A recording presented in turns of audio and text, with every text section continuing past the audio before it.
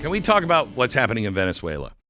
I told you yesterday or day before, I can't remember, find it on the podcast, but I laid out what I thought was happening in Venezuela, that the president is changing the entire structure of the world. You know, the WEF took 30 years to do it. The UN took 30 years. He's trying to do it in 3. And I've told you for years what they're doing is they've built this framework inside of the framework of the United States and the West, and they have populated it with all of their little droids, all of their, government officials all over the world. And when it's ready, they will collapse the system and it will fall into that safety net, which will be one global order. We know it. We've documented it. It's absolutely true. Say what you want. We have the facts. The president knows that that's not the American way.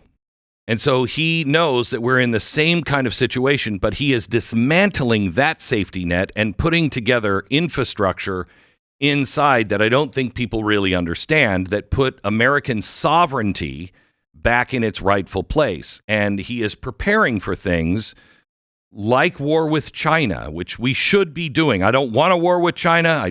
That'd be the worst thing that could happen, but we should prepare because they're planning on it as well. So just like we did with Russia, I don't want to war with Russia, but can we have détente? Let's not be sitting ducks. And so that's what's happening in South America. It's more of a target of Russia and mainly China to make sure that China gets the hell out of this hemisphere. And the war on drugs, I think, is just a nice excuse. Yes, we have a problem with drugs, and so we are doing that. But I think this goes much, much deeper than the drug cartel. This is what the president said yesterday in a press conference from the Oval about this. Listen. This is a national security problem. They killed 300,000 people last year, these drugs coming in.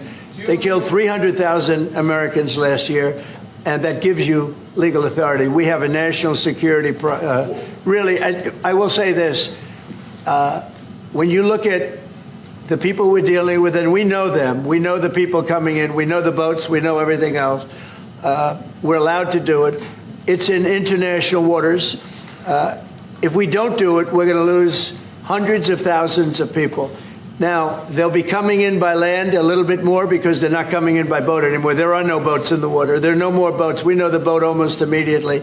It's pretty unusual when you see somebody with a fishing rod and 5 engines on the back of the boat. You don't need that to go fishing. Wait. Listen. And we will hit them very hard when they come in by land. And they haven't experienced that yet, but now we're totally prepared to do that. What did he just say? We're going to hit them very hard when they come in by land? Mm-hmm. Now, is that just border enforcement, or is he like saying we're going to war in some way? I don't know. How do you interpret that? I just believing and understanding, what he's been up to over the past 9 months. It seems to me that he's saying we're going to make sure they do not come in. Mm-hmm. I don't know. It's got to be some message he's sending to Venezuela specifically. He's sending. Okay, good, because I think this is what he's sending. I think the overwhelming force. Think of Maduro. You're Maduro. Put yourself in Maduro's shoes. You have B-2 bombers flying over your head.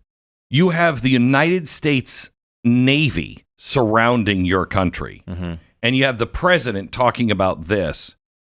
How well do you sleep at night? Not very well. Not very well. Mm-hmm. Why? You're worried that they could come in and invade or try to depose you. Why else might you not sleep well at night? You don't have blackout blinds. Okay. I don't know. There's a lot of different reasons. Because you have people in your own country and possibly in your own government that you haven't liquidated yet, that don't necessarily agree with you, that would like the power, that maybe don't want to be a communist country like Maduro, et cetera, et cetera. Right. And because there's big opposition forces in Venezuela. So you're not only worried about the outside force, you're worried about the inside force, your own people who are close to you, killing you and toppling. Libby, I brought some stuff in. I heard that quote, and I asked for some stuff to be brought in. This is from Project Valkyrie. If you know anything about Project Valkyrie, tell the story. It's one of the greatest movies of all time. If it's on TV, I stop. I have to watch it no matter what point it's at. I know, me too. It's Tom Cruise movie from, I don't know what year it was, but it's about the plot to kill Hitler. And was it 44? Right before 43 or 44? Let me see. 40. Yeah, I think it was 44. I have the. This is the order from Himmler to round them up and kill them. Yeah, November 44. Okay. So right before the end of the war. Yeah, and they came very, very close to succeeding. They put in effect Operation Valkyrie, which was a Nazi-era plan to be able to, if something like this happened, to be able to protect the Nazi regime. They kind of used that against the Nazi regime and tried to take it over. And why did they do it? Well, there was a core of people who believed, separate cores in a way, but the core of people that believed that Hitler was a bad guy and that this was they needed to take him out. Now, there's different beliefs in there. Some of them were like, Hitler's doing things that are horrible, we need to stop him. Some of them were like, well, we're about to lose this war. This is about to go against us. We better be on the right side of this. Correct. And be able to say, hey, we tried to do something about it. So now let me take that very idea. Okay. They failed. This failed. This is signed by Himmler. You can see right there at the end, signed by Himmler. And you can see where they tried to burn it as the Germans left. Okay. We have all the documents from Project Valkyrie. We have the death warrant. We have the warrant. Remember the general who stood up and he was part of it, but he wanted to kill. Remember, don't kill them yet. And I can't remember which general it was, but he was up on the balcony. He was like, "Watch him die," and he killed them all. We have his signed by Himmler, his execution order as well, because he got it in the end. Yeah, they figured it all out, but. What the president is doing right now is what the president of the United States did in Germany at the same time. We're coming. Look at the overwhelming force that is coming. We know who you are, and you're going to capitulate. Now, we're prepared to go on ground.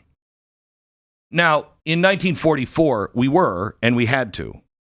I believe what he was saying there yesterday is you try to come across our border and we will kill you. Okay? I don't think he's talking about ground troops in Venezuela. Yeah, that would be shocking. But you don't know, do you? You just don't 100% know. Clear, right. Again, it's the president. I've always said I've wanted a president with a twitchy eye for our enemies. Somebody that our enemies go, I don't know. I think he'll do it. I think he might be crazy. I think he might just do it. Okay. That's how you get people to capitulate. I think what he's saying here, and I think all this whole thing is saying to the General Becks of the time in Valkyrie, he was one of the guys who was going to be, he had to get out of the country at the very end because he was going to be picked up before Project Valkyrie. And he was one of the guys saying, we have a government. We have a government. We're going to be able to have when Hitler is dead, we will assume the roles of the government. We will call the allies and say, you don't need to come in. We got it. We're your friends. We're your friends. We agree with you. I think that's part of this strategy with Donald Trump. I think he is trying to make everybody in that part of the world who is against the United States, who's for communism, who is in bed with China, who are dealing drugs, I think he's sending a message. We're going to kill you. Now, you can either help us on the inside, and then we'll let you clean up the mess. We'll let you turn the country around, or you're part of the problem. I don't know if that's true, but history always rhymes. And Donald Trump knows how to project power. He knows how to. I mean, look what he did with, Little Rocket Man. He didn't blow him up, but he kept him in a cage. And he made friends with him and kept him in a cage in this first term. And people would try to put him in a box on this stuff. It's different strategies for each one of these people. I mean, the strategies he used for Little Rocket Man, totally different than what he's done with Maduro. And Maduro, too, you have to go back to the history of his first term, where they outwardly tried to overthrow Maduro. And this is one of the very few things he agreed with Bolton on while he was working there. But I mean, Bolton said that was basically a coup attempt. Mm-hmm. I mean, he's basically admitted that. And we basically said, hey, we are now recognizing the opposition leader. Right. Like we went pretty far down that road already once. This is something he's been focused on for a long time. We cannot have an ally of Iran and China in Venezuela. Just can't. You cannot do it. They have the terrorist camps with Hamas and Hezbollah, which is they send for final training. They send them to Iran. They train them on this island right off the coast of Venezuela. They send them back for final training in Iran. That cannot stand. Not off the coast of America. Most importantly, can I tell my wife that I need to watch Valkyrie again for work? Yes. Okay.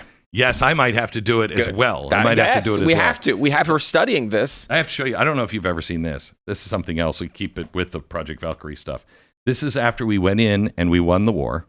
And, we were looking for all the scientists. But one of the other things we were looking for were all of his doctors. We wanted to know what the hell was wrong with that guy. Yeah, for sure. So we did an interview of all of his personal doctors. This whole document is fascinating to read. This whole document is all of the interviews with all of Hitler's doctors. What was he taking? What medicines did you give him? What was the diagnosis? Why was his hand twitching? Look at his face. Why does his face have this line on? I mean, it has everything in it. The only thing, and somebody took it out at some point and probably either kept it or sold it separately. We spend so much time trying to find complete documents, and we usually have to go piece them all together and buy them separately. Some things are sold separately. In this one, somebody kept or sold separately. It hadn't come up for auction yet. We haven't found it. The X-ray that was taken right after Valkyrie. Because remember, he was hit. So, I mean, this. Oh, right. This is the blood. This is Hitler's blood from that Project Valkyrie bombing. And he had to have his brain checked because they thought he had a really bad concussion. And so the only piece that is missing from that is his X-ray of his head from Project Valkyrie. And I can't wait till we find it. Might take us, 15 years to find it, but we'll find it. It's amazing. Hey, this is a news. I've never read. There's some history in here that I've never read. Yeah. Just so everyone knows. Okay. Yes. Quote: Hitler did not complain of bladder or rectum weakness.